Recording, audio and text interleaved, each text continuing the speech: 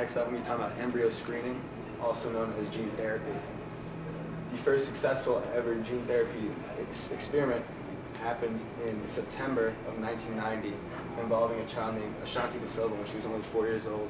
She was treated for a form of severe combined immunity deficiency, which is normally untreatable in children. It usually occurs in children as untreatable. While she was not completely cured, she was able to live a normal life, which is more than anything happened before with this disease, SCID. However, this was only success for a while. It was followed by a lot of failures. Mainly, what you just looked to a lot to treat at first was leukemia and other types of cancers, and a lot of failures have occurred since then. Therefore, putting a little bit of a stint on this science and making it hard to determine whether it would be good for a while and whether it would help us. The main part that kind of combines with stem cell research, this is done through pre-implantation genetic diagnosis.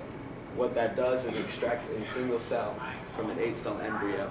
You can take it out of the womb, and by taking this single cell, you can actually look at its genetic makeup and determine whether it's going to be having any diseases that would be passed on by the parents, or any diseases that would just normally afflict it. And then inserting it back into the womb, you can ensure a healthy child, which would be a big step in our future. Gene therapy is done. This is done by 2 ways.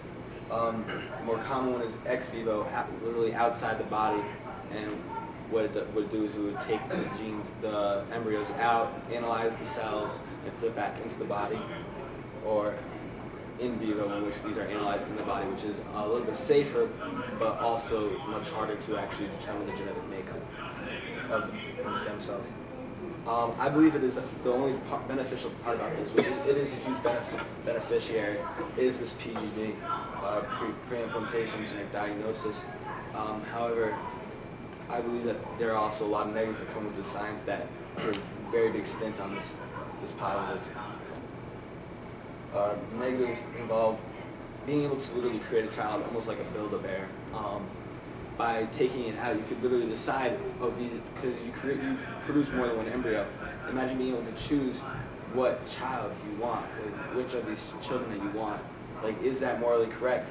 You could be able to choose their hair color, their eye color, intelligence, athleticism, be able to put all these factors into consideration and choose your child instead of just taking what you're born with and loving it. I believe that that pregnancy process is a very bonding and emotional process that you give birth and you love your child for who it is, and you don't control that, you just let it happen. And unfortunately, genetic diseases are a huge part of suffering that would go along with it. However, creating a healthy child is I think, more than most people dream for it, and controlling that, I think, would put a damage of this beautiful process that we have.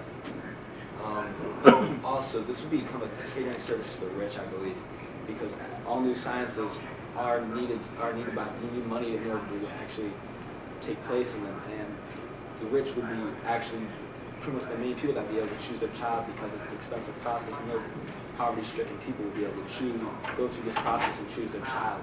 And what would that mean for our future? It would put an unfair advantage in front of all the poverty-stricken ones who are already at a disadvantage because they don't have money. Now, a lot of people take advantage through school and working hard in these situations, and working hard at athletics or in school would take advantage of what they have and rise above their situation. However, the rich would just stay on top, and that would really, I think, ruin the balance. It would create an uproar. It wouldn't be fair, to be most simply. It wouldn't be fair of us to put that disadvantage on the poverty and take advantage of that in that way, which I see as a very negative part of the science, and therefore I disagree with the science, and I don't believe it could help more than it could hurt. Consensus, it would lead to the creation of a perfect child, which is not how we were put on this earth. That's not how it's meant to be. I think it's pushing the limits a little bit too far. Next up, I'm going to be talking about cloning. Cloning, in its most basic, concise form, it produces organisms with identical genetic makeup, whether that be animals, plants, or even humans.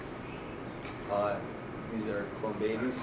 So the first male to ever be cloned was named 6LL3, although you guys probably know more commonly as Dolly the sheep. First male to be cloned, and that was in 1997. This opened up a huge possibility for us. Hunger is a huge problem that afflicts many people every day, and through livestock multiplication, we can increase the quantity of animal products, which is our main source of food, and that could lead to have a huge impact on our society and help so many people. DNA cloning, this is where it also ties in with everything I mentioned earlier. By, say for example, clone a child with blue eyes, or clone the strand of DNA, and you could therefore put that in a child or an embryo and give that child blue eyes. And that is not such a positive part. However, it could also help with earlier the stem cells and lead to healthy hearts, and could even end up curing more diseases than stem cell research can. Another potential positive is stem cell cloning.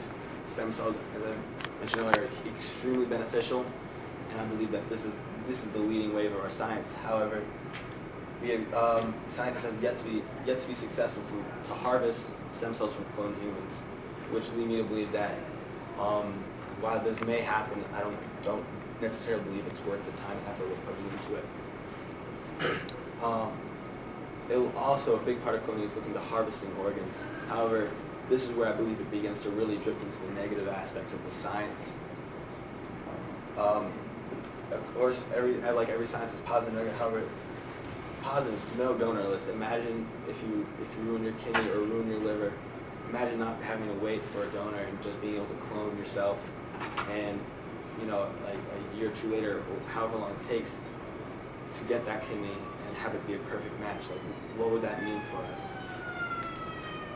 However, I believe once this cloning of humans extends really deeply into human rights issues, why would we be creating cloned humans? Why would we be doing this? Would it be just for harvesting organs, or would it eventually lead into like some kind of slavery? Why would you create clones, especially if they start having brain functionality? Is that right of us to create lives and take lives as we please?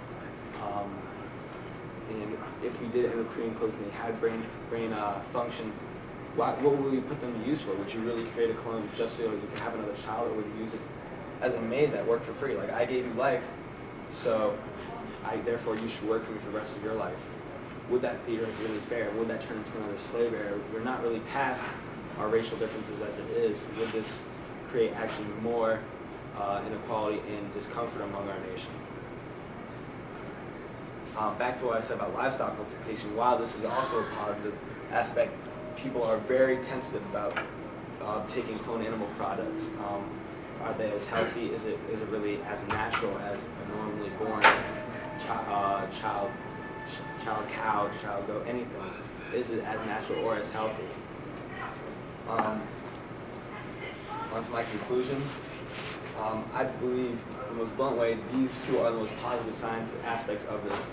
And yes, they both delve into cloning and embryo screening a little bit. However, by separating these two as much as we can from embryo screening and cloning, I believe that we can get the most positive overall effects on our humanity and on diseases and any beneficial effects that these sciences can have. On the other hand, embryo screening and cloning, I believe, are not really looking at such a great path. Embryo screening, I think, turn into a society uproar through creating perfect children and therefore overtaking this line of poverty and creating an even bigger gap. Among cloning, we don't even really need more people in the world. We're already facing overpopulation. What would this do to us if it outbroke into another slave era and a civil war, any kind of war? Like, that's where I see that. Thank you very much. That's my presentation.